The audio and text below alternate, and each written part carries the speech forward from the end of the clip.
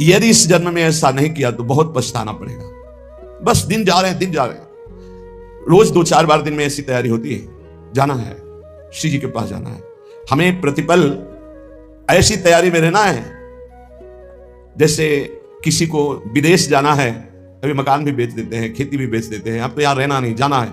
ऐसे ही अभी क्या समर्पण में कमी रह गई?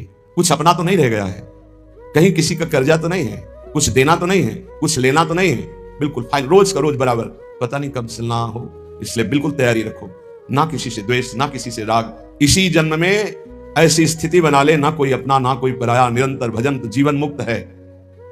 श्रीपाद कह रहे हैं, अब मैं अपना जीवन व्यर्थ करने वाला नहीं, इस विष्ठा पात्र शरीर को मैं मानने वाला नहीं। यही परम उपदेश मां ने अपने पुत्र को दिया था। कोई बिरला ही मां होती जो ऐसा उपदेश देती है। जब बालक हुआ मदालसा जी के, और वो थोड़ा विवेक, तो छोटी सी बात में जैसे रो देना, तो उन्होंने कहा, क्यों रोता है रे? शुद्धो सिरे तात नते स्ति नामो, बहुत सुंदर। कृतम हिते कल्पनया धुनैव पंचात्मकम देहमिदम न तेस्ति नैवाश्रुतम रोदसी कश्य हेतो। बेटा धन्य है ऐसी मां जो अपने बेटे को ऐसा उपदेश करे। नहीं तो कितने ऐसे नौजवान भाई जो सत्संग सुनकर उत्साह में भरकर विषयों का त्याग करके घर गृहस्थी में ही रहकर भजन करना चाहते, पूरा परिवार उनका विरोध करने लगा। ऐसा परिवार है। नरकगामी बनाने के लिए उत्साहित हो और अपने बेटे को परम पद में, सबसे ऊंचे पद में बैठने के लिए जब वो तैयारी कर रहा है तो तुमसे गिरा रहे हो, तो मां हो, पिता हो, सुहृद हो या दुश्मन हो। जाके प्रिय न राम वैदेही तजिए ताहि कोटि बैरी सम जद्यप परम स्नेही। कोई भी हो, भगवत मार्ग मत छोड़ना, बड़े भाग्य से प्राप्त होता है। ये सब माया के पार्षद हैं जो मना करते हैं कि भजन न करो, पाठ न करो, सेवा न करो। देखो, असत क्रियाओं को मना नहीं करते, गंदी क्रियाओं को मना नहीं करते, भगवत क्रियाओं को मना करते। और धन्य है माता मदालसा जिन्होंने कहा, क्यों रोता है? तू शुद्धो सिरे तात नतेस्ति नाम। बेटा तू शुद्ध आत्मा है, तेरा ये कोई नाम नहीं है, शरीर का नाम है। तू कल्पित नाम से युक्त पुकारा जा रहा है, तेरा नाम नहीं है, तेरा ये शरीर नहीं है। ये शरीर पंचभूतों का ढांचा है, तू शरीर नहीं है, ना ये तेरा है ना तू इसका है। बेटा किस लिए रो रहा है? शुद्धो सिरे तात नेतेस्ति नाम, तेरा नाम नहीं है। कृतम हिते कल्पना युधा नहीं, ये कल्पना है, कल्पना तूने कामनाएं की, उसी की वजह से तू शरीर में फंस गया, तू शरीर नहीं है, पक्की बात। कल एक नवयुवक भाई कह रहे थे कि हमें बड़ा संशय है, आप प्रमाणित कीजिए विज्ञान और अध्यात्म को एक करके। आज हम आधुनिक पढ़ाई पढ़ने वाले लोग हैं, हम कोई श्रद्धा में नहीं फंसने वाले। प्रमाणित कीजिए आप कि आपका अध्यात्म सत्य है। कैसे प्रमाणित करें?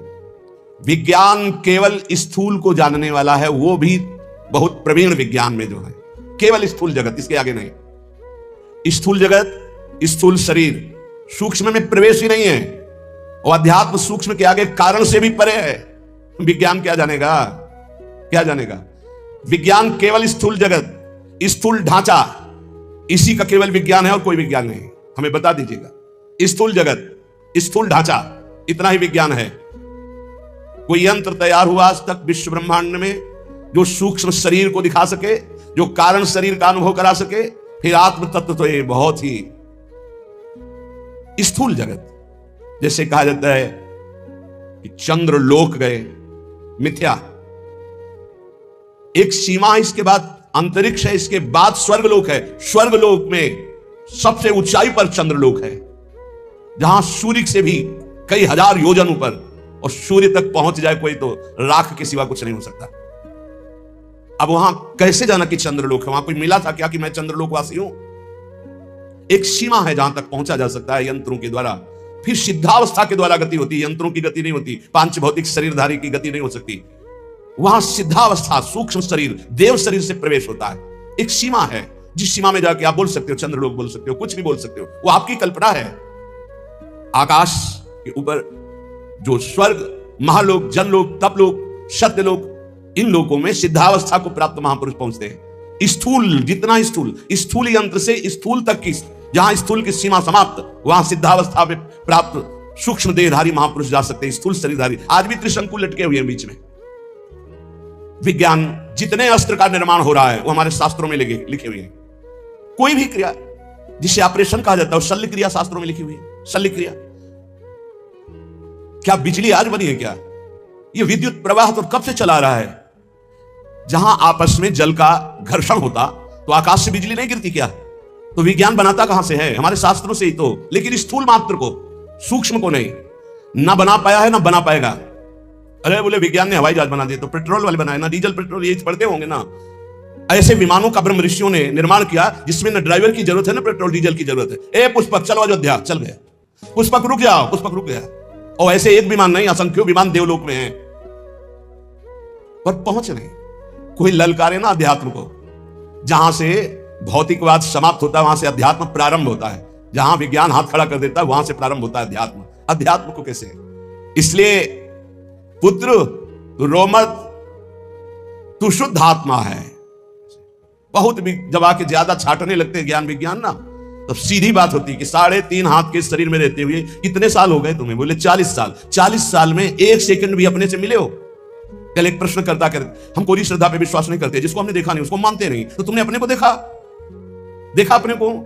चुप, मानते हो ना तुम हो? हाँ, कौन हो पता नहीं। फिर इतने मूर्ख हो कि तुम्हें अपना पता नहीं, तो तुम तत्व को क्या जान जाओगे? भगवान को क्या जान जाओगे? अध्यात्म को क्या जान जाओगे? ये खिलवाड़ नहीं है। अध्यात्म को खिलवाड़ मत समझो। ये जो भगवत मार्ग के पथिक हैं इनको ऐसा मत समझो कि ये सांसारिक रहस्य को ना जानने वाले, ये क्रियाओं के कर्ता ना हो करके बैठ करके मांगते खाते पड़े रहते। नहीं, जहां तुम्हारी सोच नहीं वहां हर समय स्थिति रहती है। जो वास्तविक भगवान के मार्ग में चलते हैं, तुम समझते हो हम बहुत कार्य करने में प्रवीण हैं। 1 घंटा हम बता दें, एक बिंदु पर अपने मन को लगा के दिखाओ। 1 घंटा काम करके दिखाओ जो 24 घंटे किया जाता है। जो संत महात्मा 24 घंटे कार्य करते हैं, तुम 1 घंटा करके दिखाओ। क्या सर्वस्व भूल करके, देह भाव को भी भूल कर एकमात्र सच्चिदानंद में हाहाकार मचा देगा। मन हाहाकार मचा देगा। हाँ, इसे लगा सकते हो 1 घंटा टीवी चला के हाथ में माला लेके, 1 घंटा देह भाव का विस्मरण करके परमात्मा तत्व में स्थित होना। मजाक समझा जाता है अध्यात्म को, अभी समझा नहीं। शुद्धोष रेतात न तेस्ते नाम। जो पहले भी था वही मध्य में था, वही अब है, वही रहेगा। उसका ना कोई नाम है, ना कोई रूप है, ना कोई भेष है। वो कौन है? बोले शुद्धोष रेतात न तेस्ते नाम कृतम हिते कल्पन याधुनैव पंचात्मकम देहमिदम न तेस्ति नैवास्त्वम रोदसी कस्य हेतु। बेटा तो क्यों रो रहा है? तो शुद्ध बुद्ध परमात्मा अंश है, परमात्मा स्वरूप है। ये पांच भौतिक देह तेरा नाम नहीं है, ना तू देह है, ना ये तेरा देह है, ना देह का नाम तेरा है। किसके लिए रो रहा है? धन्य है माता ऐसी जो अपने पुत्र को शुद्ध ब्रह्म ज्ञान का उपदेश दिया। नवा भवान रोदिति वही स्वजन्मा शब्दो यमासाद्य महिष सुनुम विकल्प माना विविधा गुणास्ते गुणाश्च बहुता सकलेन्द्रियेषु। तू समझ, ये रोना भी क्रिया तेरे में नहीं हो रही। तू आनंद स्वरूप है, तेरे में रोना कभी हो ही नहीं सकता। राजकुमार, ये तेरे शरीर का संबोधन किया जा रहा है, तेरा नहीं। ये इंद्रियां तेरी नहीं, तू इंद्रियों का नहीं, तो शुद्ध बुद्ध आत्मा है। तेरे में ना गुण है ना अवगुण, तो गुण और अवगुण दोनों से अतीत सच्चिदानंद स्वरूप है। देख, जो इस जगत में दुर्बल हो जाते हैं उन्हीं के ऊपर भूतों की आवेश वृत्ति होती है, दुखों की होती है। तो निर्बल नहीं, सबल। जब चीख चीख के कहते हैं तू भगवान का अंश है, भगवत स्वरूप है, तू सब कुछ कर सकता है, हिम्मत कर। जरा सी हार हो गई, जरा सा नुकसान हो गया, बोले आत्महत्या कर लेंगे, आत्महत्या कर लेंगे। तुम समझते हो तुम कौन हो? भगवान का स्वरूप हो, भगवत स्वरूप हो। बेटा, इस जगत में जो दुर्बल बन गया मारा गया। दुर्बल नहीं, कभी परास्त नहीं होना, हारने पर भी परास्त नहीं होना। मैं भगवत अंश हूं। कोटि जन्म लग रगर हमारी बरौ संभनत रहूं कुमारी। करोड़ जन्म तक मैं आराधना करूंगा और अपने इष्ट को प्राप्त करूंगा। मैं परास्त होने वालों में नहीं। ऐसा ये अन्न जल खान पान तेरा नहीं है, प्राणों का पोषण है। धन्य है मां, कैसा सुंदर वेदांत। पांच भौतिक शरीर की पुष्टि होती है इन अन्न जल और भोजन पदार्थों से, तेरी नहीं। तू शुद्ध आत्मा है, तुझे किसी भी पौष्टिकता की जरूरत नहीं। ना आत्मा की वृद्धि होती है ना क्षय होती है, वो एक रस होता है। तू अपने इस देह रूपी चोले को आज ही मरा हुआ मान ले, जीर्ण शीर्ण मान ले, मोह मत कर। शुभाशुभ कर्मों का परिणाम ये देह है, तू नहीं। बिल्कुल अमृतमय बात। यही गंगा किनारे का जीवन था जो मदाल शाह जी का उपदेश है। कोई जीव तेरे पिता के रूप में प्रसिद्ध है, कोई जीव पुत्र के रूप में, कोई जीव तेरी माता के रूप में, कोई जीव स्त्री के रूप में, कोई मेरा कह के अपनाया है, कोई मेरा नहीं ये कह के त्यागा गया, पराया है। बेटा ये सब नानात्व माया का रूप है, तू शुद्ध परमात्मा स्वरूप है। कोई किसी का माता पिता भाई बंधु नहीं, एकमात्र परमात्मा विराजमान है। ये मायाकृत नानात्व है। ये समस्त भोग, यदि तू भोक्ता बनेगा तो दुख भोगेगा, सुख नहीं। जिसे तुम सुख समझते हो, ये सुख की छाया है, समझ पड़ती नहीं, यही गिरधर की माया है। दुख भोगेगा अगर भोक्ता बनेगा। ये मूल चित्त मानव उद्धार करने के लिए अपना आया है, पर वो भोगों में फंस के फिर मलिन हो जाता है, सोचता मैं सुख प्राप्ति का उपाय कर रहा हूं। बेटा जो विद्वान है वो कभी अंतःकरण को मोह से आच्छादित नहीं होने देता, वो कभी भोग जनित सुखों को सुख नहीं मानता, इसलिए कभी दुख नहीं भोगता। बेटा कभी दुख में नहीं भोगना, तुझे महासुख में निमग्न होना है। बेटा इस मार्ग में चलने पर काम वेदना पीड़ित करती है। किसी का मुस्कुराना, किसी का रूप प्रदर्शन करना, यह हड्डी और मांस और चमड़े के लेप का प्रदर्शन है। मां बोल रही है मदालसा, किसी का मुस्कुराना, किसी का हाव भाव प्रकट करना, बेटा ये हड्डी के ऊपर लगे हुए मांस और चमड़े की चमक का प्रदर्शन है। तुम जिसे कहते हो बहुत सुंदर है, बहुत बढ़िया नेत्र है, बहुत सुंदर कपोल है, ये मायाकृत रचना है, कुछ नहीं है। मांस का लोथड़ा है, अंग प्रत्यंग ऊपर चमड़ी का लेप है क्या? नरक तुल्य शरीर, नरक तुल्य शरीर, बहुत सुंदर। बेटा तुमने ध्यान दिया, राज परिवार में जन्मे हो, जब सवारी पर चलते हो तो सवारी और होती, तुम और होते हो। ऐसे ही बेटा ये शरीर तुम्हारी सवारी है, ये शरीर और है, तुम और हो। सवारी में बैठा हुआ जैसे ये नहीं मान लेता कि मैं सवारी हूं, ऐसे बेटा इस शरीर में रहते हुए तू कभी मत मान कि मैं शरीर हूं। ये देह दृष्टिगोचर होता है, जो दृष्टिगोचर हो रहा है ये मायाकृत है, इसलिए मूर्खता का त्याग कर। धन्यो श्रेय, धन्य है तू, मेरा पुत्र बना है, ब्रह्मबोध संपन्न ये माता है। हर पुत्र को भगवत प्राप्त महात्मा, जब आखिरी पुत्र को राजा ने कहा कि मुझे दे दो, मेरा भी अधिकार है जैसे माता का अधिकार है, तब उससे कहा बेटा मैं तुम्हें परम हित की बात बता रही हूं, प्रतिदिन बिना ब्रह्म ऋषियों को भोजन कराए भोजन मत पाना। ये उनके लिए उपदेश है जो गृहस्थ धर्म में, इनको तो सबको बैरागी बनाकर ब्रह्मबोध प्राप्त करा दिया। मां ही परम गुरु हुई। बड़ी महिमा है इस मदालसा माता की। धन्य है कोई ऐसी माता होती होंगी जो अपने पुत्र को भगवत प्राप्ति का, कि अब बेटा तुझे किसी और मां की गर्भ में नहीं जाना पड़ेगा। मैं प्रण करती हूं, अपने पति से कहा था मदालसा जी ने, अगर मेरे गर्भ में जो भी जीव आएंगे तो उनको ब्रह्मबोध करा के ही छोड़ूंगी, दोबारा किसी मां के गर्भ में जाए ऐसा नहीं होने दूंगी। जब आखिरी पुत्र को रोक लिया तब उन्होंने कहा बेटा बिना ब्रह्म ऋषियों को भोजन कराए भोजन मत करना। बंधु बांधवों की इच्छाओं को पूर्ण करने की में तत्पर रहना, किसी की जैसे पदार्थ हैं, वस्तुएं हैं, पहले अपने बड़े बुजुर्गों को, बालकों को, सबको देके फिर प्रयोग करें। अपने हृदय में सदैव सबकी भलाई का ध्यान रखना। गृहस्थ धर्म में रहते हुए ये बातें समझ लीजिए। धन्य है वो जिनकी रसोई में कोई अतिथि रोज पाते रहते, संत महात्मा वैष्णव जन। इसीलिए ब्रजवासी जन धन्य है। 2500 संत जो है रोज माधुकरी मांगते इनके दरवाजे में। अब तो कलिकाल का समय आ गया तो गांव नगरों में अब वैसी लाभ वृत्ति नहीं रह गई, क्योंकि संत जन धाम और तीर्थों का आश्रय लेके भजन करने लगे। अब भ्रमण करें तो लोग कहते हैं बच्चा चोर है, मार डालते हैं, घेर लेते हैं, लाठियां चलाते हैं। कैसा प्रभाव कलयुग का है। अरे ऐसे घेर के सैकड़ों लोगों ने मिलकर के संतों को मारा कि पूछो मत, जैसे कोई जंगली जानवर आ गया हो। अरे भाई यदि तुम्हें लगा कि ये चोर है या ये अमुक है तो तुम्हें बंदी बना लेना चाहिए, कमरे में बंद कर देते, दिन में आप जांच करते। तुम इतने लोग थे, ऐसे कैसे मार दिए? तो आजकल भ्रमण का भी समय नहीं रह गया। नहीं तो पहले सब नगर गांव को सौभाग्य मिलता था, दंडी सन्यासी वैष्णव जन जा जाकर के भिक्षान्न पाते, उनकी बुद्धि शुद्ध होती। अब वो भी नहीं, सौभाग्य ग्रस्तों को रह गया। कहीं कहीं ऐसा सौभाग्य जो सदैव अपनी रसोई में बने हुए अन्न को गौग्रास निकालता है, पक्षियों के लिए निकालता है, अतिथि को भोजन कराता है, उसकी गृहस्थी पावन हो जाती है, गृहस्थ धर्म उसका पावन हो जाता है। अपने मन में सदैव श्री हरि के नाम का चिंतन करना, उनके ध्यान में रहना, काम क्रोधादि इच्छाओं शत्रुओं को गृहस्थी में रहते हुए जीत लेना, और माया का आवरण तुम्हें ढक न पावे इसलिए सावधान रहना। जो धन के लिए धर्म का आश्रय लेता है, धन के लिए धर्म का आश्रय लेता है, उसका धन उसके परिवार की उन्नति कराता है। जो धन अधर्म से कमाता है उसके परिवार का पतन हो जाता है, नाश हो जाता है।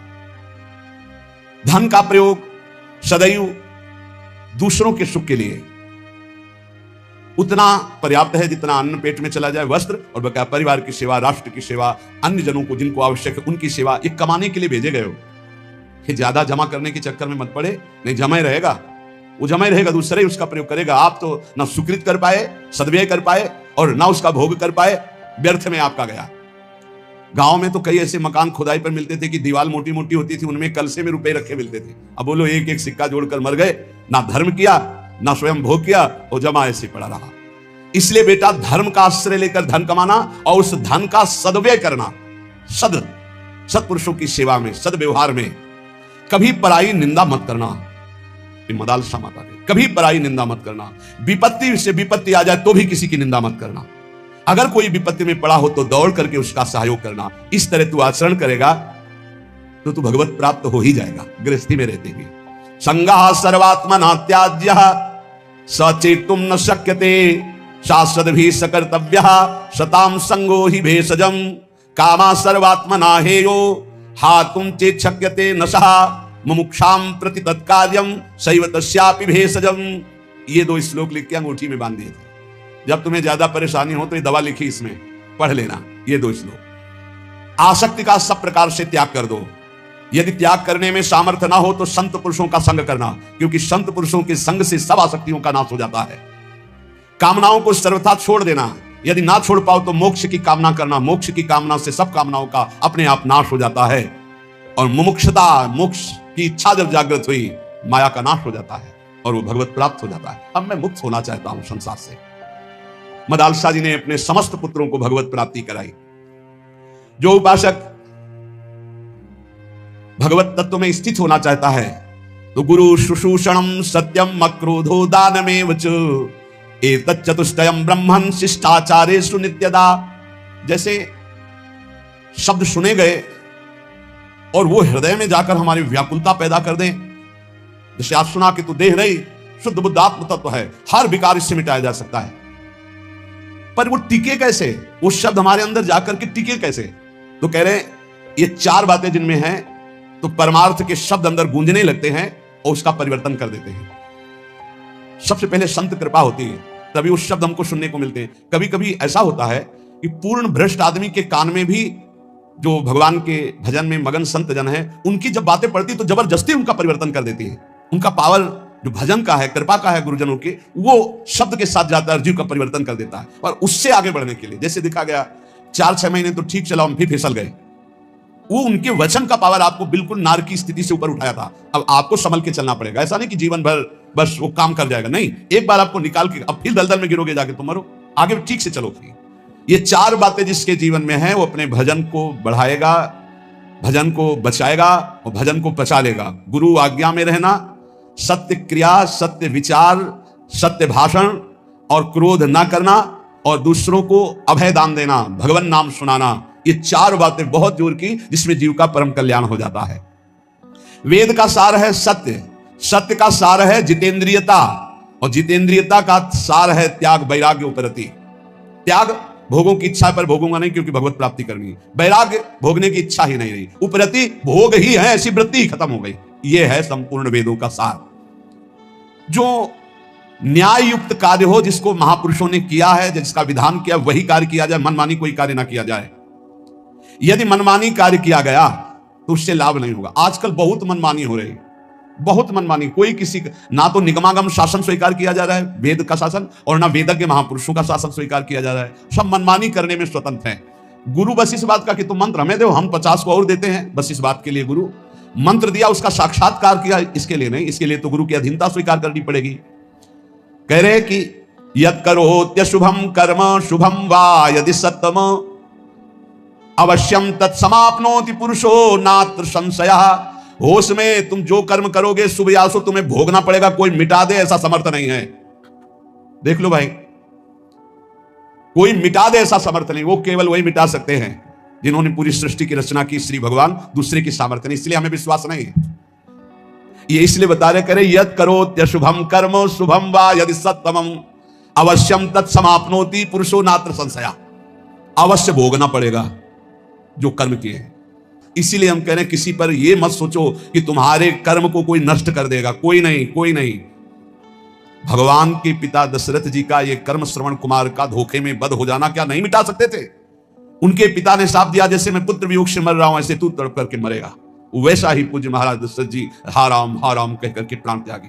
इसलिए बहुत होश में अगर गलत कर्म करोगे तो उसको भोगना पड़ेगा। और ये भ्रम छोड़ दो कि कोई तुम्हारे दान पुण्य सेव संतरा देने करके तुम कोई जंतुर अंतुर बंधवा कर अपने पाप कर्म को मिटा दोगे। मुझे समझ में नहीं आता, क्योंकि हमारा शास्त्र ऐसा नहीं कहता। बड़े बड़े महापुरुषों को भोगना पड़ा है, और उनकी तो बात क्या, जो ईश्वर कोटि के, फिर साधारण ही कैसे मिटा सकते हैं। यद करो शुभम कर्म शुभम वा यदि सत्यमो, भाई ध्यान करो, कोई भूल करके पाप मत करो, नहीं तो उसे भोगना पड़ेगा, अवश्य अवश्य भोगना पड़ेगा। कोई नहीं मिटा सकता, संसार में कोई नहीं मिटा सकता। इसलिए सताम धर्मेण वर्तेत क्रियाम शिष्टवदाचरेत असंक्लेशेन लोकस्य वृत्तिम लिप्सेत वै द्विज। जो सत्पुरुषों ने आचरण किए हैं, जो सत्पुरुषों ने आचरण का विधान किया है, उसके अनुसार जो आचरण करता है वो धर्म है, और धर्म करने वाला कभी दुखी नहीं होता। तो आप कहोगे धर्मराज युधिष्ठिर को 12 वर्ष का वनवास, 1 वर्ष का अज्ञातवास मिला, धर्म करना क्या, वो तो धर्मराज है। तो जुआ खेलना अधर्म है, उपहास करना किसी का अधर्म है, किसी को नीचा दिखाना अधर्म है, अधर्मियों की सभा में बैठना अधर्म है, कई तरह की बातों का अधर्म होता है। जान रहे हैं कि महाराज धृतराष्ट्र इस समय अधर्म से युक्त है, तो उनकी आज्ञा का पालन नहीं करना चाहिए। जान रहे हैं कि छल कपट अधर्मी शकुनी है, पासा वो चल रहा है, जीत उनकी हो रही, खुला अधर्म, खुला अधर्म का खेल हो रहा है, कैसे स्वीकार कर लिया। और द्वित कीड़ा अधर्म है, मदिरा पीना, व्यभिचार करना, मांस खाना, द्वित कीड़ा करना, ये सब एक लाइन में रखा गया है। इसलिए महाराज को 12 वर्ष का वनवास, 1 वर्ष का अज्ञातवास भोगना पड़ा। सत्पुरुषों द्वारा पालित धर्म के अनुसार बर्ताव करे। जो संत पुरुष आचरण करने का विधान करते हैं, शास्त्र विधान करता है, वैसे ही कभी दुख नहीं मिलेगा, ध्यान रखना। अधर्म करने पर ही दुख का परिणाम भोगना पड़ता है। ये जो हमारे नाना प्रकार के शारीरिक मानसिक क्लेश हैं, ये हमारे पाप कर्म का परिणाम है। भली भांति कोई भी कर्म करने के पहले विचार करो, तो अंदर से सबके भगवान सदगुरु रूप में बैठकर उत्तर देते हैं कि तुम गलत करने जा रहे हो, मत करना। दूसरे लोगों के किए हुए कर्म को देखकर मत करो। बहुत लोग ऐसा करते हैं। अब तो सब नरक जाएंगे, तुम भी जाओगे क्या? तुम सत्संगी हो, तुम्हारा विवेक जागृत होना चाहिए। सब अगर 1000 लोग हैं, 1000 गलत कर रहे हैं, तो एक सही चलो तुम अपने मार्ग पे, 1000 का अनुसरण नहीं करना। जीवन निर्वाह के लिए ऐसी वृत्ति अपनाओ जो धर्म पूर्वक हो, तो तुम सुखी रहोगे, तुम्हारा परिवार सुखी रहेगा। सब तरह से सावधान रहो कि तुम्हारे घर में अधर्म का 1 रुपया ना आने पावे। सावधान रहो। जैसे कुछ लोगों की मान्यता है कि संत जन अधर्म बचा सकते हैं। भीष्म पितामह जैसा महात्मा कोई होगा, 12 वैष्णवाचार्यों में है भीष्म जी, और अखंड बाल ब्रह्मचारी, और अखंड चिंतन करने वाले भगवान का। और दुर्योधन का अन्न खाया, उन्होंने स्वीकार किया, बताया द्रौपदी को कि उस समय मेरी बुद्धि निर्णय करने में असमर्थ थी, क्योंकि मैं दुर्योधन का अन्न खाया था। अगर अधर्म का रुपया चला जाए तो महात्मा की भी बुद्धि को कमजोर कर दे, भ्रष्ट कर दे, फिर गृहस्थों की बात क्या। अधर्म के धन से बचना चाहिए। अधर्म का अन्न जो है वो बहुत हानिकारक है। इसलिए गृहस्थी में ये लोग सोचते हैं रुपया आना चाहिए, चाहे जैसे आवे। फिर जो रुपया आया 1 लाख, और फिर घर में जो 10 लाख निकालने का वो बनाएगा हिसाब किताब। अमुक को ये रोग हो गया, अमुक ये नष्ट हो गया, अमुक ये हानि हो गई। इसलिए हमारा शास्त्र कहता है सर्वोपायस्तु लोभस्य, सब उपाय करो कि लोभ से कोई अधर्म का धन ना आ जाए तुम्हारे घर में। सावधान रहना। कितने पवित्र होते हैं पुराने लोगों के विचार। हमने देखा है, एक बार 100 रुपया का अन्न बिका और 110 रुपये आ गए। अब सोचो 100 रुपया का अन्न और 10 रुपये आ गए तो काफी लाभ की बात है। लेकिन जब वहां गिना गया घर में और 110 आया, तो जो घर के मालिक थे उन्होंने कहा बिल्कुल इसी क्षण जाओ और ये पूरा रुपया उनको दिखाओ। इसमें 10 का 1 नोट ज्यादा था, ये 100 देखो है, आपने रुपये दिए, हमारा 100 का अन्न बिका, 10 वापस करके आओ।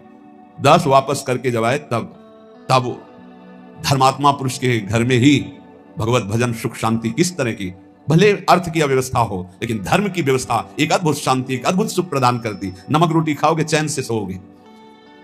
अगर अधर्म का भाव होता तो बोले हम तो बेचा है भाई, 110 आ गए, वो तो चलो 10 ज्यादा ही आ गए, वो निकलेगा कहीं ना कहीं से, किसी को परेशान करेगा। इसलिए कहा तुरंत हटाओ इसको। ये बात सत्संग में बैठा लीजिए, गृहस्थी में जो आप जन है या जो भगवत मार्ग में भी है। अधर्म का धन किसी को भी चैन शांति नहीं लेने देगा, तत्कालिक लगेगा। इतना आ गया यार, सब ठीक है, सब ठीक नहीं, अब आतंक मचाएगा वो, अब दुख देगा। इसलिए उपाय करना चाहिए अपनी इंद्रियों को पावन करने वाले तप का उपाय करना चाहिए। किसी भी तरह से हमारे घर में अधर्म का धन ना आवे, इसका उपाय करना चाहिए। भवसागर समुद्र से इससे पार होने का, भगवत प्राप्ति का, क्रूरता का जो अभाव, परम धर्म का आचरण, उत्तम व्रत, महापुरुषों द्वारा आचरित और सर्वोत्तम ज्ञान इस समस्त पापों का नाश कर देता है। सर्वोत्तम ज्ञान भगवान श्री कृष्णचंद्र जो गीता जी में कहते हैं, हे अर्जुन, यदि तुम ज्ञान को प्राप्त हो जाओ तो तुम्हारे सारे के सारे जन्म जन्मांतर के पाप नष्ट हो जाएंगे। अभी चेदर्षि पापेभ्या सर्वेभ्या पापकृतमः सर्वम ज्ञान प्लवेनैव ब्रजिनम संतिष्ठसि।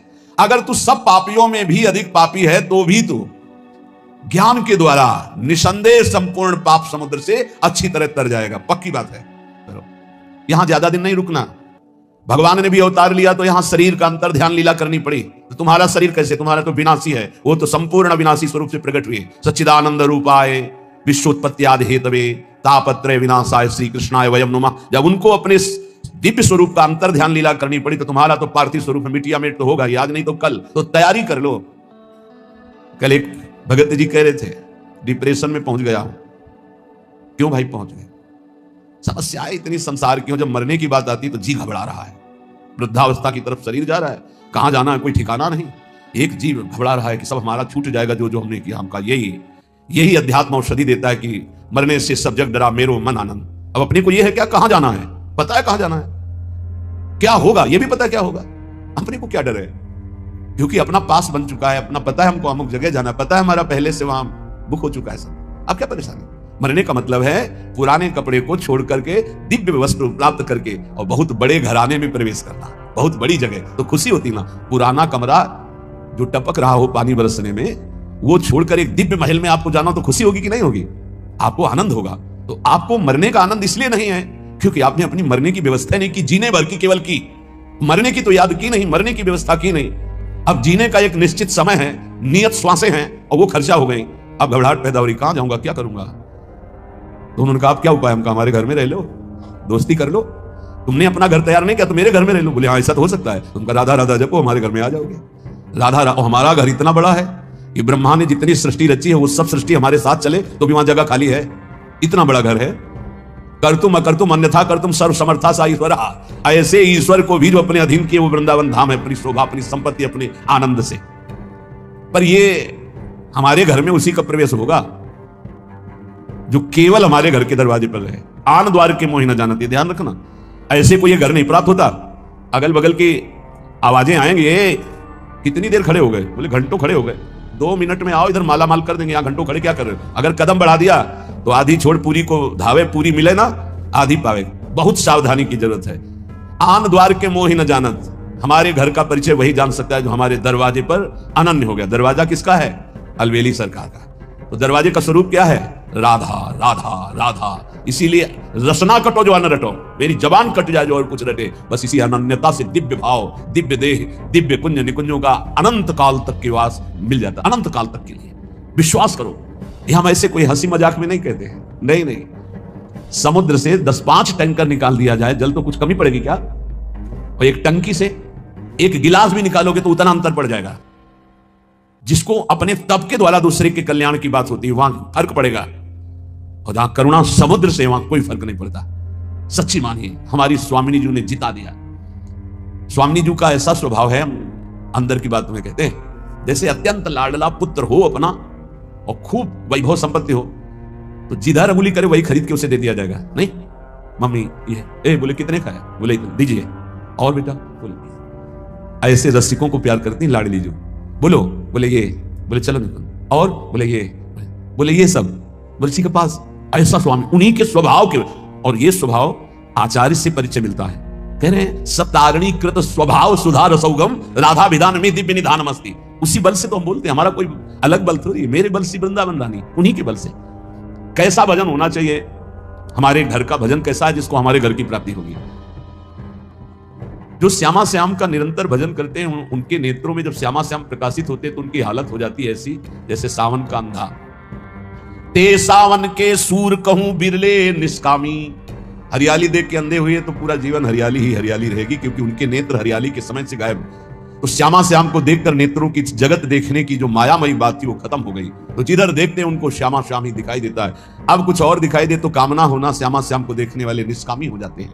ते सावन के सूर कहूं बिरले निष्कामी, कहन सुनन के बहुत जगत में भक्त सकामी।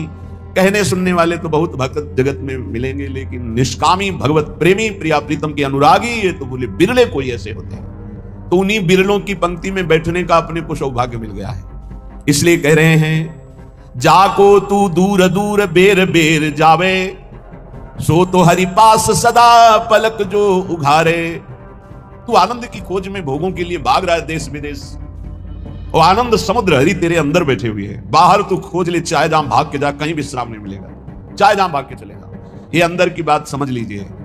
हम बाहर जो भी कर रहे हैं अंदर जाने के लिए कर रहे हैं, अंदर लौटने के लिए कर रहे हैं, और विश्राम अंदर मिलेगा, साक्षात्कार अंदर होगा, बात अंदर बनेगी, आनंद की तिजोरी अंदर खुलेगी, बाहर नहीं है। बाहर घूम लो, कहीं भी देख लो, बाहर हम जो भी करते हो अंदर जाने के लिए कर रहे हैं, समेटने के लिए कर रहे हैं, अंतर्मुख होने के लिए कर रहे हैं। जाको तू दूर दूर बेर बेर जावे, सो तो आनंद समुद्र हरि पास सदा पलक जो उघारे। कस्तूरी ना भी बसे मृग ज्यों बन धावे, सूंगी सूंगी फिरत रहे वो अपनो अंग ना निहारे। भूल्यो भर मत मन अंध तय गंवारे। ए गंवार, आनंद की खोज भोगों में नहीं, कहीं बाहर हरि नहीं, तेरे अंदर है। जैसे कस्तूरी नाभि में बसता है मृग के, और उसकी खुशबू पूरे वन में उठ खोजता है, कहां है ये खुशबू।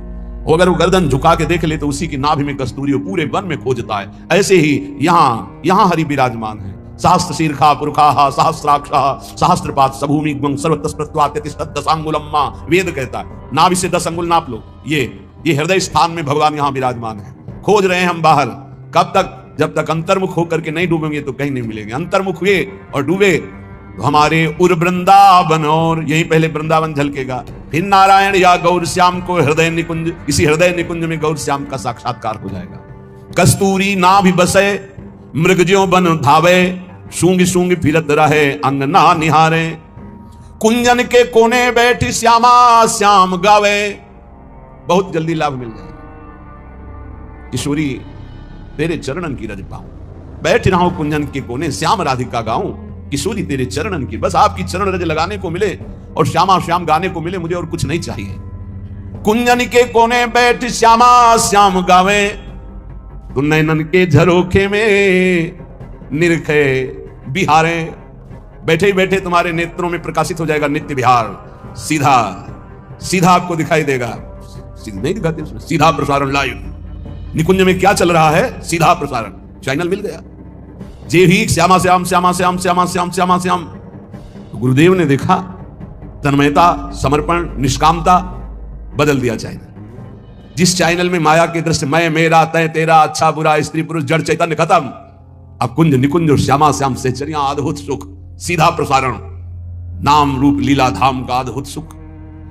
बोले कुंजन के कोने बैठी श्यामा श्याम गावे, तो नैनन के झरोखे में करत है बिहारे। देखो देखो कैसे बिहार कर रहे हैं। निरखत नित्य बिहार, पुलकित तन रोमावली, आनंद नयन सुधार, यह जो कृपा हरिवंश की। अगर ये नहीं करोगे तो दौरत है देश देश, भेष क्यों लजावे। ये बहिर्मुक्ता भगवान की कृपा से नष्ट हो जाए तो काम बन जाए। ये और जो भी लाभ पाने की, शुभ पाने की आकांक्षा है, ये भी माया है। ब्रह्मा की रचना भी नहीं टिकती तो तुम्हारा बनवाया हुआ क्या टिकेगा। महाप्रलय में ब्रह्मा भी नहीं टिकते उनकी रचना की, तो प्रलय में ब्रह्मा तो रहते हैं, उनकी रचना समिट जाती है, नष्ट हो जाती है। लेकिन जब महाप्रलय आता तो ब्रह्मा भी समिट जाते हैं। केवल सच्चिदानंद भगवान महान विराट स्वरूप, उन्हीं में पूरा विश्व शयन करता है। तुम्हारा निर्माण, तुम्हारा नाम, तुम्हारा प्रतिष्ठा, मान सम्मान किसी का नहीं रहा है। एक समय था उड़िया बाबा की धूम मची हुई थी, पूरा भारत का कोना कोना। रेलवे स्टेशन कहीं और था, लेकिन गाड़ी रुकती थी उड़िया बाबा के आश्रम में, पास ही है रेलवे लाइन, हजारों की भीड़। आज है कुछ नहीं, कुछ नहीं। रोना आता है। जब वहां पहुंचे थे, एक बार दर्शन किए उसी गुफा के, वहां सब जो साधक थे साथ, वो हमारी शब्द का अर्थ समझते होंगे कि रोना आता है। ऐसे समदर्शी महापुरुष का ऐसा प्रभाव, और वहां कुछ ऐसी घटना घटी थी जिससे वो दृश्य देखकर बहुत विचित्र। ये एक जैसा कभी नहीं रहता। ना विश्वास करो वाहवाही पर, ना विश्वास करो अपने नाम कीर्ति पर, ना विश्वास करो अपने रूप पर, ना अपने शरीर पर, ना धन पर, ना व्यवहार पर, ना मित्रता पर। जहां लाखों कहते हैं कि हम आप पर प्राण न्यौछावर कर देंगे, वहां कोई मुंह नहीं देखना चाहेगा। ऐसी चाल माया की है, बात समझ लीजिए। इसलिए दौरत है देश देश, भेष क्यों लजावे। रुपया, नाम प्रतिष्ठा कुछ नहीं, सब माया का नाटक। 3 में रखा गया पूरी माया को समेट के, कंचन, कामिनी, कीर्ति। इन 3 को कोई क्रॉस कर जाए तो त्रिभुवन विजेता त्रिगुणातीत महापुरुष वो भगवान से बातचीत कर सकता है। फोन नंबर आ जाएगा उसके पास, ये ले करो बात हरि प्रिया से, प्रिया प्रीतम से सीधे बात करो, पक्की बात समझ लो। त्रिगुणातीत होने पर ही ये बात होती है। क्यों भागे, क्या चाहिए? कौन तुम्हारा नाम जपेगा? जिसका तुम नाम जप करते हो वही सब रूपों में है। किससे मान चाहते हो? किससे प्रणाम करवाना चाहते हो? क्या बनाना चाहते हो? अरे जिसने समुद्र बनाया, तुम एक तालाब बना सकते हो खुदवा के, पैसा लगा के। समुद्र बनाया, पृथ्वी बनाई, पहाड़ बनाए, सूर्य चंद्रमा बनाए, इतना बड़ा आकाश बनाया, उसका तो नाम नहीं लेते लोग। तुम्हारा नाम क्या लेंगे? भूल छोड़ो। दौलत है देश देश भेष क्यों लजावे, घर में ही बैठी तू खोल निज किवारे। अपने हृदय के किवाड़ खोल, देख यहीं प्रभु बैठे, यही बैठे। दिन भर जो भूल ही गयो तो संध्या घर आवे। पूरा दिन बर्बाद कर दिया, अब तो शाम होने जा रही जिंदगी की, आजा लौट के। राधा राधा राधा, ये जीवन की शाम अब व्यर्थ ना होने पावे। नहीं, वो अंधेरी रात आ रही है कि फिर नहीं हो पाएगा कुछ। अभी दिन है, चादर धो लो, अंधेरे में नहीं धो पाओगे। अंधेरी बहुत खतरनाक है। जहां ये योनि छूटी मनुष्य शरीर की, फिर तो कोई बस नहीं, बस भोग ही भोग है। शुभ अशुभ कर्मों के थपेड़े खाता हुआ जीव भटकता घूम रहा है। कैसी कैसी लीलाएं हैं, देख देख करके हृदय कांपता है। बस मान जाओ, प्रार्थना मान जाओ तो बात बन जाएगी। पूरा दिन निकल गया तो अब शाम सुधार लो।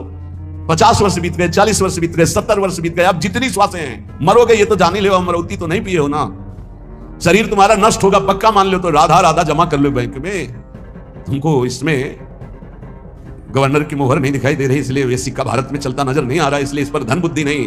पर ये उस लोग का सिक्का है जहां भारत का भी सिक्का नहीं चलता। यहां का यही बैंक में रह जाएगा। ये राधा नाम परम धन है, ये परलोक में तुम्हारे काम आएगा। मान लीजिए सब कुछ छीन लेगा काल, लेकिन नाम नहीं छीन पाएगा। जो नाम जप करके जाओगे ये तुम्हें परमोन्नति प्रदान करेगा। एक नाम त्रैलोक हितारे, जो न ले सो जन्म हारे। ये भूल मत करो। पूरी दिन माया की चाल में बर्बाद कर दिया तो संध्या तो संभाल ले। अब ये जीवन की संध्या शाम आने वाली है, इसके बाद रात्रि आएगी, काल रात्रि नष्ट कर देगी सब कुछ तेरा। बनी है सब अबहू अली, माधुरी समझावे, भूल्यो भर मत मन अंध ते गंवारे। अब गंवारपना छोड़ो, अंधापन छोड़ो, जितनी श्वासें बची हैं धर्म पूर्वक आचरण करो और नाम जप करो। श्रीपाद प्रबोधानंद जी महाराज अद्भुत वृंदावन महिमामृत का वर्णन करते हुए कहते हैं, पुष्प श्रेणी विकास हास युतया गुच्छोरुवक्षो जया, संश्लिष्टा पुलकाल मंडित लता वध्वाप्य हो सत्तमा। ऐसी खिली हुई लताएं सुशोभित हो रही मानो कोई नववधू का श्रृंगार किया गया हो। विविध प्रकार की लताएं सौरभ से ऐसी भंवरे मतवाले हो रहे, उन्मत्त हो रहे हैं, ऐसी सौरभ और रंग बिरंग पत्ते की कांति के बराबर। अब इसे अलंकारिक भाषा न समझी जाए। कहना वृंदावन दुति पत्र की उपमा को कछु नाही, कोटि कोटि वैकुंठ होते सम कहे न जाए। हर एक ऐसे तेजों में पत्ते जिसमें प्रियालाल की प्रतिबिंब झांकी पड़ रही है। पत्र प्रसून बीच प्रतिबिंब नकसिक प्रिया जनावे, संश्लिष्टा पुलकाल मंडित लता बध्वाप्य हो सत्तमा। वृक्षों में आलिंगित ऐसी लताएं मानो नई वधू श्रृंगार की गई हो। विविध गुच्छे, विविध सौरभ, अलग अलग फूल। नाम जप, अधिक से अधिक नाम जप कीजिए, सब ठीक हो जाएगा। चिंतन कीजिए, चिंता नहीं। जितना अधिक नाम जप होगा, संसार से वैराग्य, स्वरूप का बोध और भगवान से प्रेम, ये अपने आप हो जाएगा। ये नाम जप का प्रभाव है। आप नाम जप पर ध्यान दीजिए। कलयुग में केवल नाम जप से भगवत प्राप्ति है, अन्य सब अपवाद है। ज्ञान की बातें करते हैं और ज्ञान की धारा में स्थित है, योग की बातें करते हैं और भोगों में चित्त लालायित है। कोई मार्ग नहीं रह गया जिसके द्वारा हम शुद्धता पूर्वक भगवान की प्राप्ति कर सके। मार्ग तो है, पर मार्ग में चलने की हमारी सामर्थ्य नहीं रह गई। अब कलयुग केवल नाम आधारा, सुमिर सुमिर नर उतर ही पारा। केवल नाम जप के द्वारा भगवत प्राप्ति, नाम जप के द्वारा शुद्ध बोध, नाम जप के द्वारा भगवत प्रेम, सब कुछ प्राप्त हो जाएगा। इसलिए आप सबसे प्रार्थना है, जब तक आपकी श्वासें चल रही, जब तक शरीर काम कर रहा है, तब तक खूब मन लगे या ना लगे, भाव बने ना बने, खूब नाम जप कीजिए। हमने नाम जप का यत्किंचित प्रभाव देखा है। बड़े से बड़े कष्ट की परिस्थिति में भी बहुत सुख पूर्वक रखता है नाम जप। नाम जप बड़ी विषम परिस्थिति में भी एक आनंद की लहर ऐसी फैला देता है जिससे दुख के ऊपर सुख छाया रहता है। नाम जप न हो तो बड़ी दुर्गति है। यह शरीर व्याधि मंदिर है। जैसे मंदिर में कब कौन देवता प्रकाशित हो जाए, ऐसे ही शरीर में कब कौन सा कष्ट रोग दुख प्रकाशित हो जाए।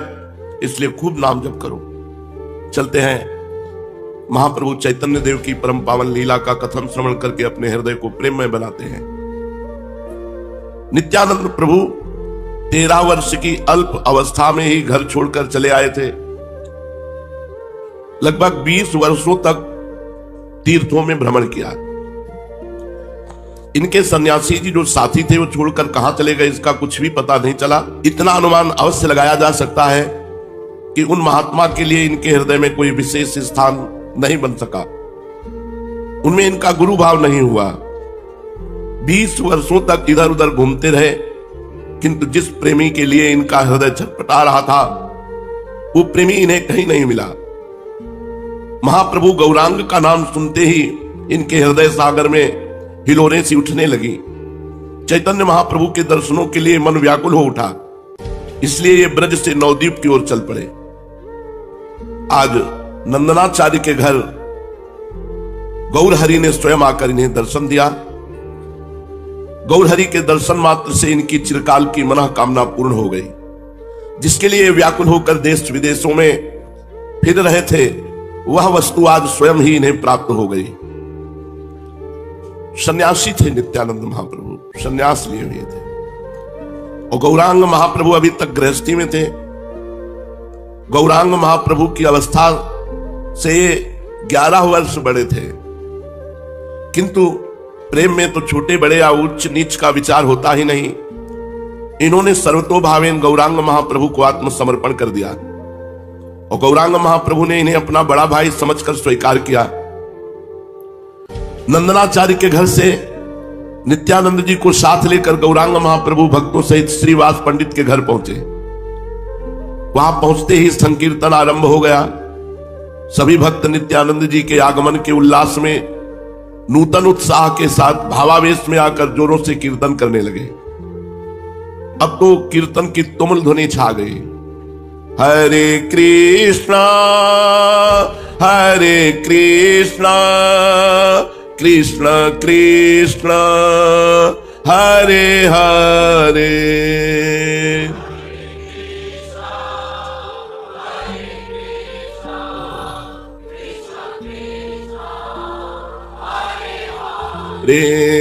हरे राम राम राम हरे हरे हरे हरे राम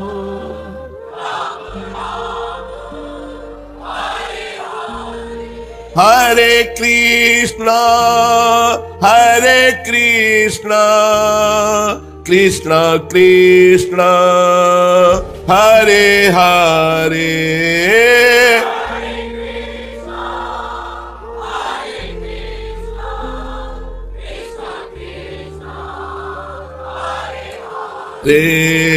हरे राम राम राम हरे हरे हरे।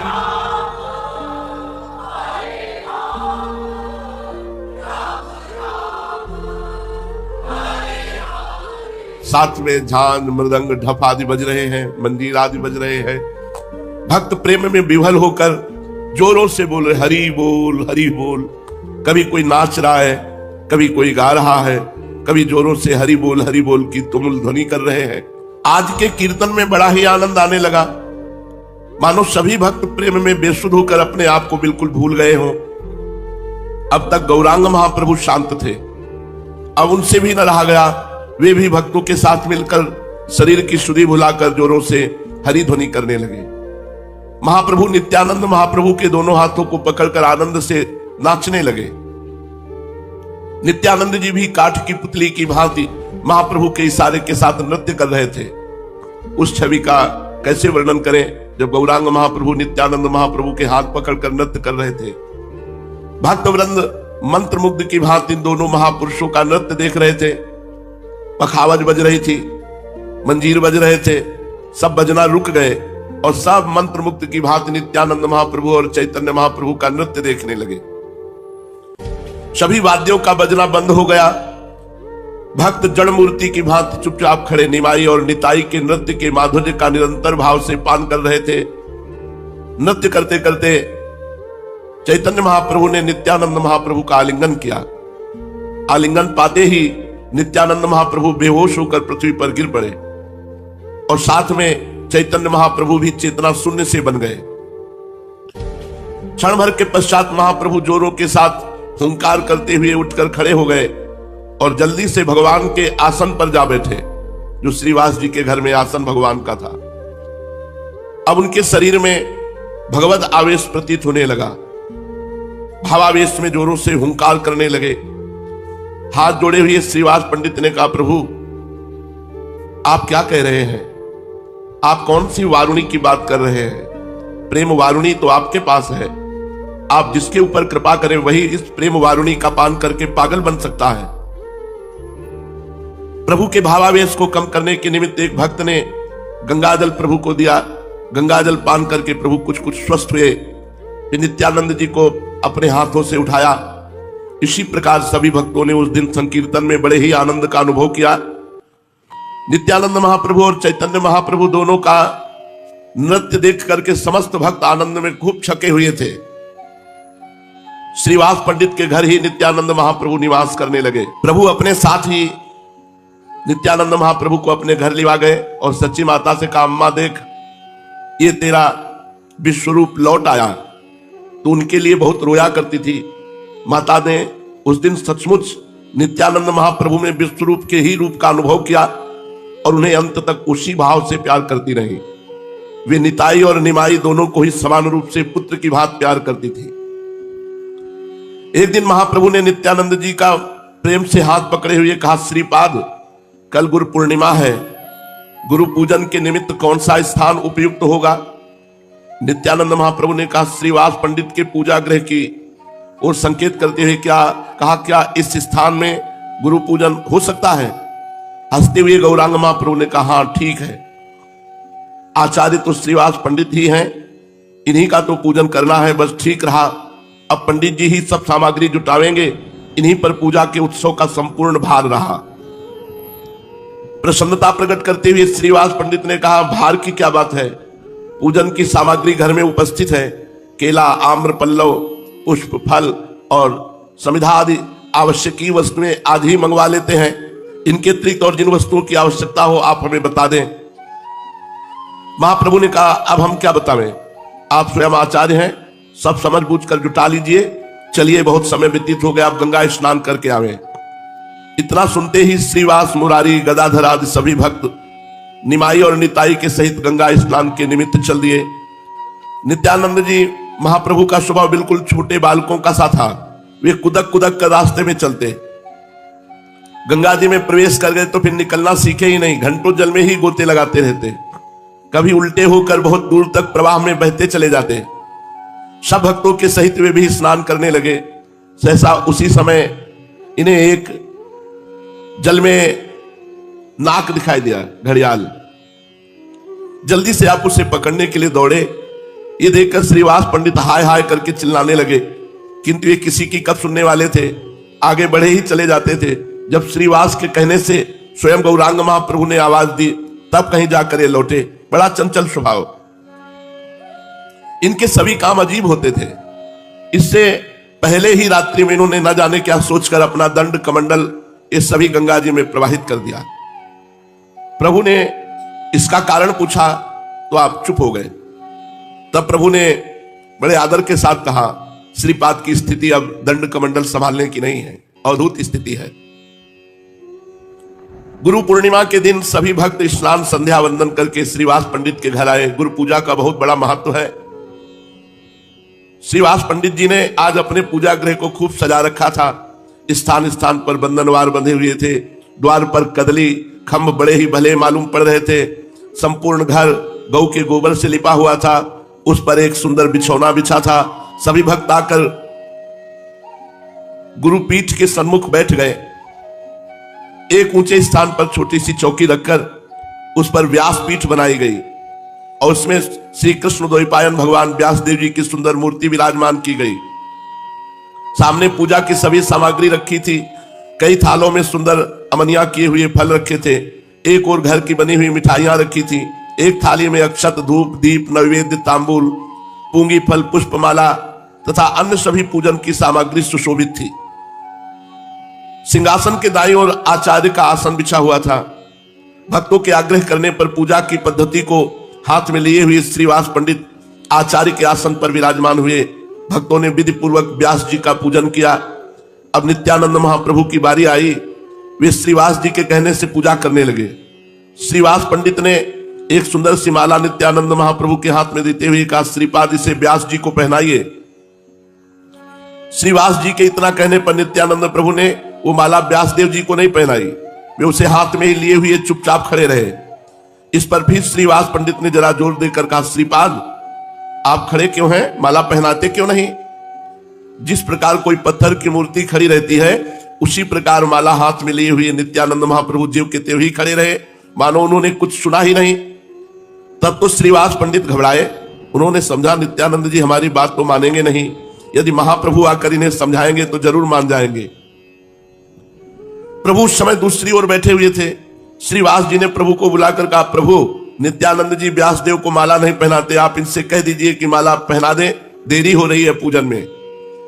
ये सुनकर प्रभु ने कुछ आज्ञा के से स्वर में नित्यानंद जी से कहा, श्रीपाद व्यासदेव जी को माला पहनाते क्यों नहीं? देखो देर हो रही है, सभी भक्त तुम्हारी ही प्रतीक्षा में बैठे हैं, जल्दी से पूजन समाप्त करो, फिर संकीर्तन होगा। प्रभु की इस बात को सुनकर नित्यानंद जी नींद से जगे हुए पुरुष की भांति अपने चारों ओर देखने लगे, मानो वे किसी विशेष वस्तु का अन्वेषण कर रहे हों। इधर उधर देखकर उन्होंने अपने हाथ की माला व्यासदेव जी को तो पहनाई नहीं, जल्दी से गौरांग महाप्रभु के सिर पर पहना दी। महाप्रभु के लंबे लंबे घुंघराले बालों में उलझ करके वो माला बड़ी ही भली मालूम पड़ने लगी। सभी भक्त आनंद से युक्त हो गए। महाप्रभु कुछ लज्जा से युक्त हो गए। नित्यानंद जी प्रेम में विभोर से हो गए। प्रेम हो तो ऐसा हो, अपने प्रिय पात्र में सभी देवी देवता और विश्व का दर्शन हो जाए, उसे ही प्रेम कहते हैं। गौरांग महाप्रभु को सर्वस्व समझने वाले नित्यानंद महाप्रभु ने उनके प्रति ऐसा ही भाव दर्शाया। उनका मनोगत भाव था, तुमेव माता च पिता तुमेव, तुमेव बंधुश्च सखा तुमेव, तुमेव विद्या द्रविणं तुमेव, तुमेव सर्वम मम देव देव। गौरांग महाप्रभु को ही नित्यानंद महाप्रभु सर्वस्व मानते थे।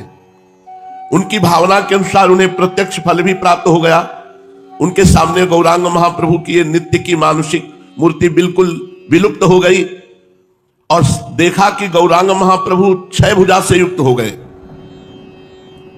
गौरांग महाप्रभु के मुख की कांति कोटि कोटि सूर्यों के प्रभा से भी बढ़कर, उनके 4 हाथों में तो शंख चक्र गदा पद्म विराजमान है और 2 हाथों में हल मूसल को धारण किए हुए हैं।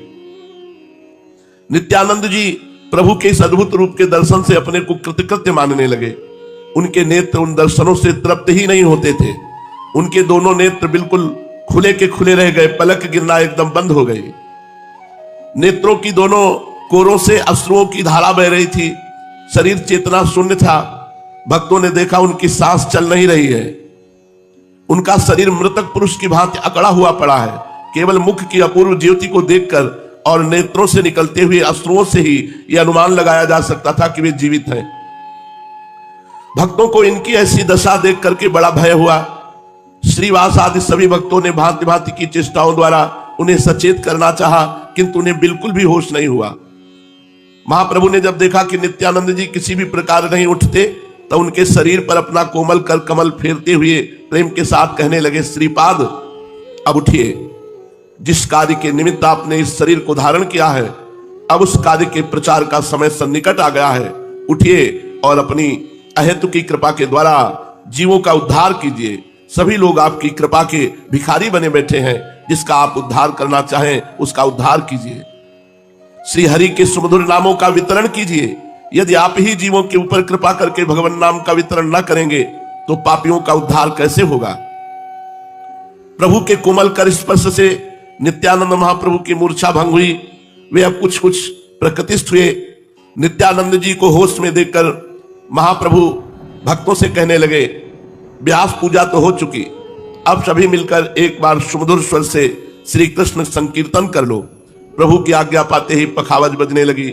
सभी भक्त हाथों में मदिरा लेकर बड़े ही प्रेम से कीर्तन करने लगे। सभी प्रेम में विवल होकर हरे कृष्णा हरे राम इसका महामंत्र का संकीर्तन की सुमधुर ध्वनि से श्रीवास पंडित का घर गूंजने लगा। संकीर्तन की आवाज सुनकर बहुत से दर्शनार्थी द्वार पर आकर एकत्रित हो गए, किंतु घर का दरवाजा तो बंद था। वे बाहर खड़े ही खड़े संकीर्तन का आनंद लूटने लगे। इस प्रकार संकीर्तन के आनंद में किसी को समय का ज्ञान ही न रहा। दिन डूब गया। तब प्रभु ने संकीर्तन बंद कर देने की आज्ञा दी और श्रीवास पंडित से कहा, प्रसाद के संपूर्ण सामान को यहां ले आओ। प्रभु की आज्ञा पाकर श्रीवास पंडित प्रसाद के संपूर्ण थालों को प्रभु के समीप उठा लाए। प्रभु अपने हाथों से सभी उपस्थित भक्तों को प्रसाद वितरण किया। उस महाप्रसाद को पाते हुए सभी भक्त अपने अपने घरों को चले गए। इस प्रकार नित्यानंद जी श्रीवास पंडित के घर ही रहने लगे। श्रीवास पंडित और उनकी धर्मपत्नी मालिनी देवी उन्हें अपने सगे पुत्र की भांति प्यार करते थे। नित्यानंद जी को अपने माता पिता को छोड़े आज लगभग 20 वर्ष हो गए। 20 वर्षों से इसी प्रकार देश विदेशों में घूमते रहे। 20 वर्षों के बाद अब फिर से मातृ पितृ सुख को पाकर वे परम प्रसन्न हुए। गौरांग महाप्रभु इनका हृदय से बड़ा आदर करते थे।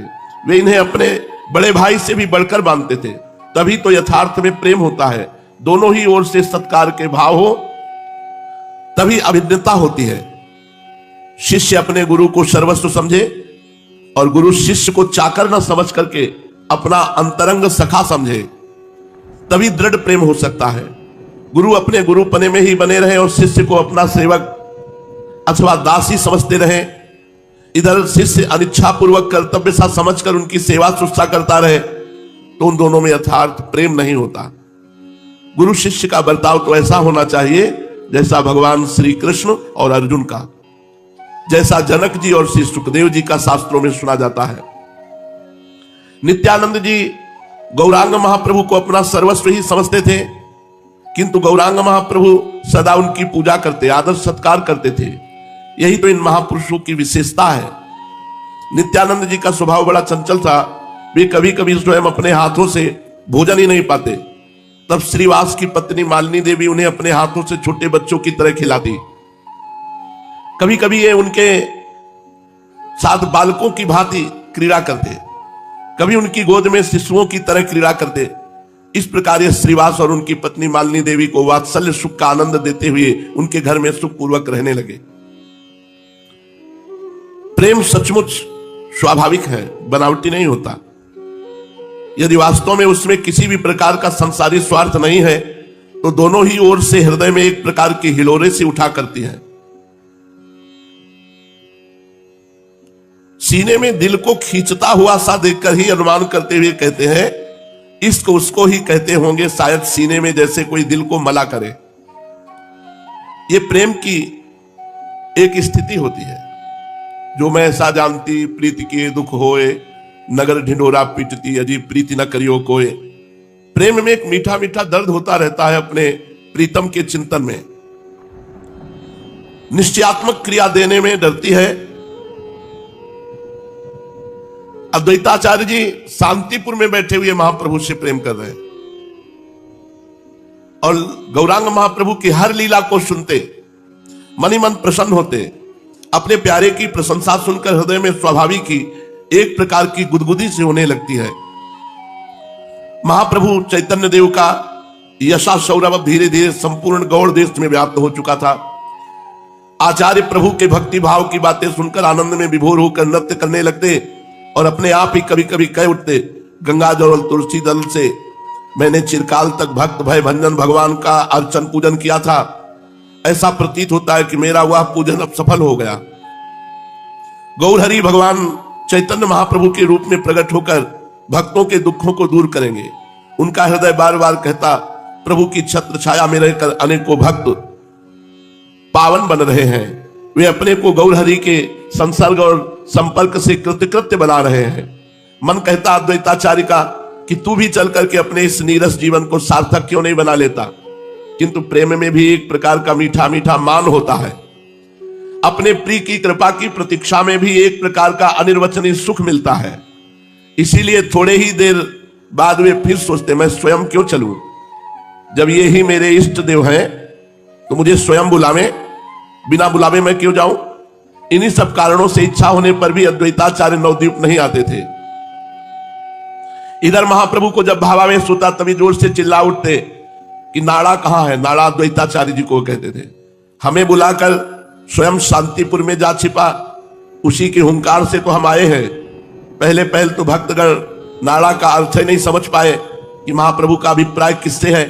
जब श्रीवास पंडित ने दीनता के साथ जानना चाहा कि नाड़ा कौन है, तब प्रभु ने स्वयं ही बतलाया, अद्वैताचार्य। अद्वैताचार्य की प्रार्थना पर हम जगत उद्धार के लिए अवनी तल पर अवतीर्ण हुए हैं। नाड़ा कहने का हमारा अभिप्राय अद्वैताचार्य से है। अब तो नित्यानंद महाप्रभु के नवद्वीप आ जाने से गौरांग का आनंद अत्यधिक बढ़ गया। अब ये अद्वैताचार्य के बिना कैसे रह सकते थे। अद्वैताचार्य और नित्यानंद ये तो उनके परिकर के प्रधान स्तंभ थे। इसलिए एक दिन एकांत में प्रभु ने श्रीवास पंडित के छोटे भाई राम से शांतिपुर जाने के लिए संकेत किया। प्रभु का इशारा पाकर रमाई पंडित को परम प्रसन्नता हुई। वे उसी समय अद्वैताचार्य को लिवाने के लिए शांतिपुर चल दिए। शांतिपुर में पहुंचने पर रमाई पंडित आचार्य के घर गए। उस समय आचार्य अपने घर के सामने बैठे हुए थे। दूर से ही श्रीवास पंडित के भाई को आते देखकर वे गदगद हो उठे। उनकी प्रसन्नता का पारावार नहीं रहा। आचार्य समझ गए कि अब हमारे शुभ दिन आ गए। कृपा करके महाप्रभु ने हमें स्वयं बुलाने के लिए रमाई पंडित को भेजा है। भगवान भक्त की प्रतिज्ञा की इतनी अधिक परवाह करते हैं कि उसके सामने अपना सब ऐश्वर्य भूल जाते हैं। इसी बीच रमाई पंडित ने आकर अद्वैताचार्य को प्रणाम किया। अद्वैताचार्य ने भी उनका प्रेमालिंगन किया। आचार्य से प्रेमालिंगन पाकर रमाई पंडित एक ओर खड़े हो गए और आचार्य की ओर देखकर कुछ मुस्कुराने लगे। उन्हें मुस्कुराते देखकर आचार्य कहने लगे, मालूम होता है महाप्रभु ने मुझे स्मरण किया है, किंतु मुझे कैसे पता चले कि यथार्थ में वे ही मेरे प्रभु हैं। जिन प्रभु को पृथ्वी पर संकीर्तन का प्रचार करने के निमित्त मैं प्रकट करना चाहता था, वे मेरे आराध्य देव महाप्रभु ये ही है। इसका तुम लोगों के पास कुछ प्रमाण है। कुछ मुस्कुराते हुए रमाई पंडित ने कहा, आचार्य महाशय, हम लोग तो उतने पंडित तो नहीं हैं। प्रमाण और हेतु तो आप जैसे विद्वान ही समझ सकते हैं, किंतु हमें इतना अवश्य समझते हैं कि प्रभु बार बार कीर्तन के समय आपका स्मरण करते हुए कहते हैं, अद्वैताचार्य ने ही हमें बुलाया है। उसी के हुंकार के वशीभूत होकर हम भूतल पर आए हैं। लोकोद्धार की सबसे अधिक चिंता अद्वैताचार्य को ही थी। इसलिए उनकी चिंता को दूर करने के निमित्त श्री कृष्ण संकीर्तन द्वारा लोकोद्धार करने के निमित्त ही हम अवतीर्ण हुए हैं। अद्वैताचार्य जी मन ही मन बहुत प्रसन्न हो रहे थे। प्रभु की दयालुता, भक्तवत्सलता और कृपालता का स्मरण करके उनका हृदय द्रवीभूत हो रहा था। प्रेम के कारण उनका कंठ अवरुद्ध हो गया। इच्छा करने पर भी वे कोई बात मुख से नहीं कह सकते थे। प्रेम में गदगद होकर वे रुदन करने लगे। पास में ही बैठी हुई उनकी धर्मपत्नी सीता देवी ने भी आचार्य की ऐसी दशा देखकर प्रेम के कारण अश्रु बहाने लगी। आचार्य का पुत्र भी माता पिता को प्रेम में विह्वल देखकर रुदन करने लगा। कुछ काल के अनंतर अद्वैताचार्य के प्रेम का वेग कुछ कम हुआ। उन्होंने जल्दी से सभी पूजा की सामग्री इकट्ठी की और अपनी स्त्री तथा बच्चे को साथ लेकर वे रमाई पंडित के साथ नवद्वीप की ओर चल पड़े। नवद्वीप में पहुंचने पर आचार्य ने रमाई पंडित से कहा, देखो हम इस प्रकार प्रभु के पास नहीं जाएंगे। हम यहीं नंदनाचार्य के घर में ठहरते हैं। तुम सीधे घर चले जाओ। यदि प्रभु हमारे आने के संबंध में कुछ पूछे तो तुम कह देना वे नहीं आए। यदि उनकी हमारे प्रति यथार्थ प्रीति होगी तो वे हमें यहां से स्वयं ही बुला लेंगे। वे हमारे मस्तक पर अपना चरण रखेंगे, तभी हम समझेंगे कि उनकी हमारे ऊपर कृपा है और हमारी ही प्रार्थना पर वे जगत उद्धार के निमित्त अवतीर्ण हुए हैं। आचार्य की ऐसी बात सुनकर रमाई पंडित अपने घर चले गए। शाम के समय सभी भक्त आ करके श्रीवास पंडित के घर एकत्रित होने लगे। कुछ काल के अनंतर महाप्रभु भी पधारे। आज महाप्रभु घर में प्रवेश करते ही भावावेश में आ गए और भावावेश में जल्दी से भगवान के आसन पर विराजमान हो गए और जोरों के साथ कहने लगे, नाड़ा शांतिपुर से तो आ गया है, किंतु हमारी परीक्षा के निमित्त नंदनाचार्य के घर छिपा बैठा है। अब भी हमारी परीक्षा करना चाहता है। उसी ने तो हमें बुलाया है और अब वही परीक्षा करना चाहता है। प्रभु की इस बात को सुनकर भक्त आपस में एक दूसरे का मुख देखने लगे। नित्यानंद महाप्रभु मन ही मन मुस्कुराने लगे। मुरारी गुप्त ने उसी समय प्रभु की पूजा की। धूप दीप नैवेद्य चढ़ाकर सुगंधित पुष्पों की माला प्रभु के गले में पहनाई और खाने के लिए सुंदर सुवासित तांबूल दिया। इसी समय रमाई पंडित ने सभी वृत्तांत जाकर अद्वैताचार्य से कहा। सब वृत्तांत सुनकर आचार्य चकित से हो गए और प्रेम में बेसुध से हुए गिरते पड़ते श्रीवास पंडित के घर आए। जिस घर में महाप्रभु विराजमान थे, उस घर में प्रवेश करते ही अद्वैताचार्य को प्रतीत हुआ कि संपूर्ण घर प्रकाशमय हो रहा है। कोटि सूर्यों के सदस्य प्रकाश उस घर में विराजमान है। उन्हें प्रभु की तेजोमयी मूर्ति के स्पष्ट दर्शन न हो सके। असह तेज के प्रभाव को आचार्य सहन न कर सके। उनकी आंखों के सामने चकाचौंध सी छा गई। वे मूर्छित होकर भूमि पर गिर पड़े और देहली से आगे पैर न बढ़ा सके। भक्तों ने वृद्ध आचार्य को उठाकर महाप्रभु के सन्मुख लिटाया। महाप्रभु के सन्मुख पहुंचने पर वे संज्ञा शून्य ही पड़े रहे और बेहोशी की ही हालत में लंबी लंबी सांसें भरकर जोरों के साथ रुदन करने लगे। उन वृद्ध तपस्वी विद्वान अद्वैताचार्य की ऐसी अवस्था देखकर सभी उपस्थित भक्त आनंद सागर में गोते खाने लगे और अपनी भक्ति को तुच्छ समझकर रुदन करने लगे। थोड़ी देर के अनंतर महाप्रभु ने कहा, आचार्य उठो, अब देर करने का क्या काम है। तुम्हारी मनः कामना पूर्ण हुई। चिरकाल की तुम्हारी अभिलाषा के सफल होने का समय अब सन्निकट आ गया। अब उठकर हमारी विधिवत पूजा करो। प्रभु की ऐसी प्रेममयी वाणी सुनकर वे कुछ प्रकृतिस्थ हुए। भोले बालक के समान 70 वर्ष के श्वेत केश वाले विद्वान अद्वैताचार्य जी सरलता के साथ प्रभु का पूजन करने के लिए उद्यत हुए।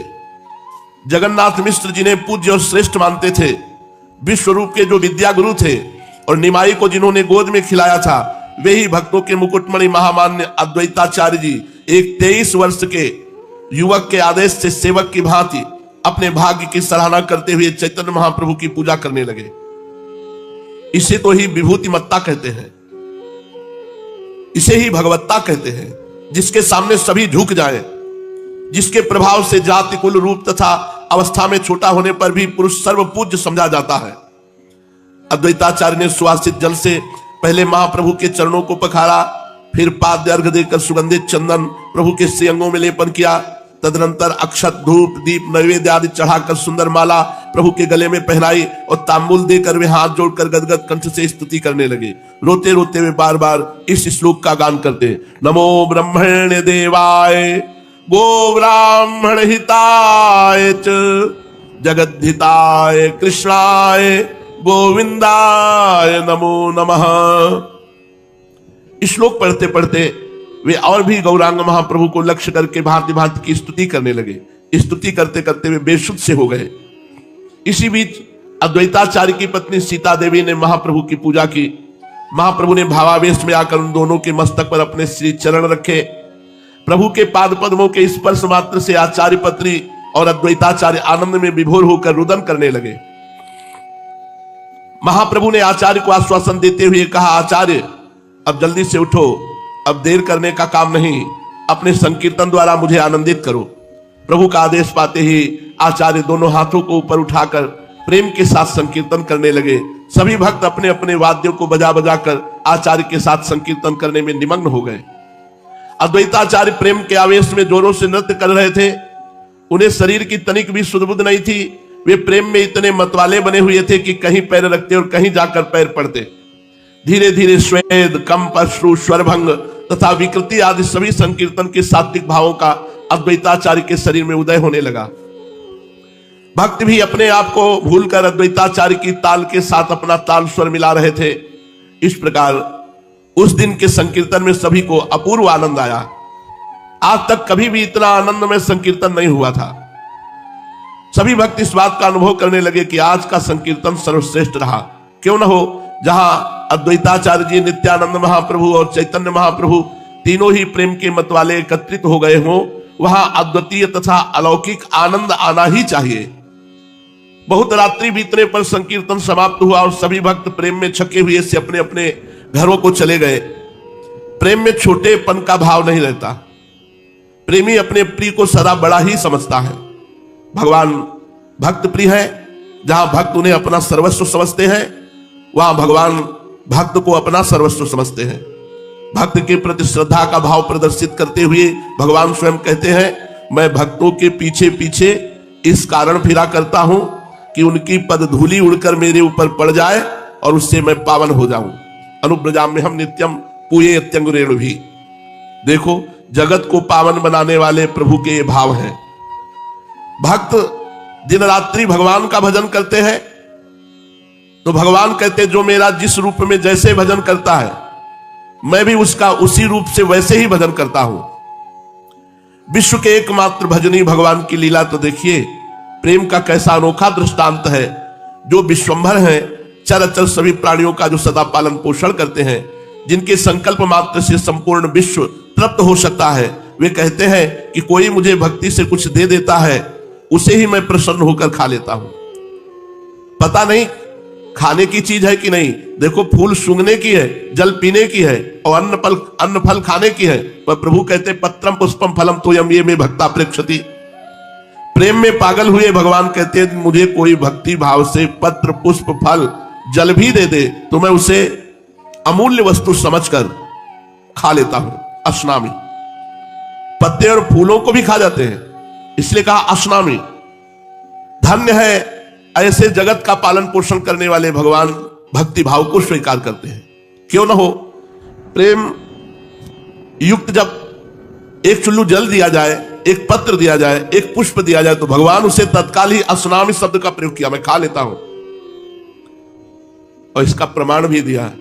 विदुरानी जी केला का गूदा फेंक रहे हैं और छिलका पवा रहे हैं, और भगवान सराह सराह करके पा रहे हैं। छिलका कोई पाने की वस्तु? असली में प्रभु उसका प्रेम पाते हैं, वो वस्तु नहीं पाते। वस्तु तो देखने मात्र की बात। भगवान उसमें जो छुपा हुआ भाव है, जो प्रेम है भक्त का, उसे पाते हैं। प्रेम को खाकर प्रभु प्रसन्न होते हैं। प्रेम ही ऐसी वस्तु है, उसका जहां भी समावेश हो जाएगा, वही पदार्थ सुखमय, मधुमय, आनंदमय और तृप्तिकारक बन जाएगा। उस दिन संकीर्तन के अनंतर दूसरे तीसरे दिन फिर अद्वैताचार्य शांतिपुर को चले गए। उनके मन में संदेह तो नहीं, पर फिर भी कुछ कि क्या वही भगवान है जिनकी मैं आराधना करता हूं। उनका मन अब भी दुविधा में था कि हमारे इष्ट देव ही हैं या और कोई।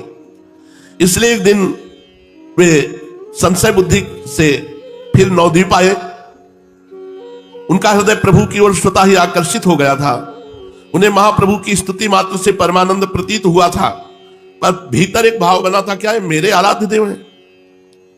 भीतर से बिना विश्वास के ऐसे भाव हो ही नहीं सकते, किंतु प्रकट में अपना विश्वास ही जताते। उस समय प्रभु श्रीवास पंडित के यहां भक्तों के साथ श्री कृष्ण कथा कर रहे थे। अद्वैताचार्य को आया देखकर प्रभु भक्तों के सहित उनके सम्मान के निमित्त उठ खड़े हुए। प्रभु ने बड़ी श्रद्धा भक्ति के सहित आचार्य को प्रणाम किया। आचार्य भी लजाते हुए अपने श्वेत बालों से प्रभु के पाद पद्मों की पराग को पूछा। उपस्थित सभी भक्तों को आचार्य ने प्रेमालिंगन दान दिया और प्रभु के साथ वे सुखपूर्वक बैठ गए। सबके बैठ जाने पर महाप्रभु ने मुस्कुराते हुए कहा, भाई देखो, यहां सीतापति विराजमान है। अद्वैताचार्य जी की पत्नी का नाम सीता था। यहां पर सीतापति विराजमान है। किसी को भय भले हो, हमें तो कुछ भय नहीं है। हमें इसलिए भय नहीं कि सीतापति विराजमान है। कुछ बनावटी गंभीरता धारण करते हुए अपने चारों ओर देखते हुए अद्वैताचार्य जी ने कहा, यहां रघुनाथ तो दृष्टिगोचर नहीं हो रहे, यहां यदुनाथ जरूर विराजमान है। प्रभु ने इस उत्तर को सुनकर कुछ संकुचित होते हुए से उस बात को उड़ाने के निमित्त कहा, देखिए, हम तो चिरकाल से आशा लगाए बैठे थे कि हम सभी लोग आपकी छत्र छाया में रहकर श्री कृष्ण कीर्तन करते, किंतु आप बार बार शांतिपुर जाकर विराजमान होते हैं, तो ऐसा हम लोगों से क्या अपराध हो गया कि आप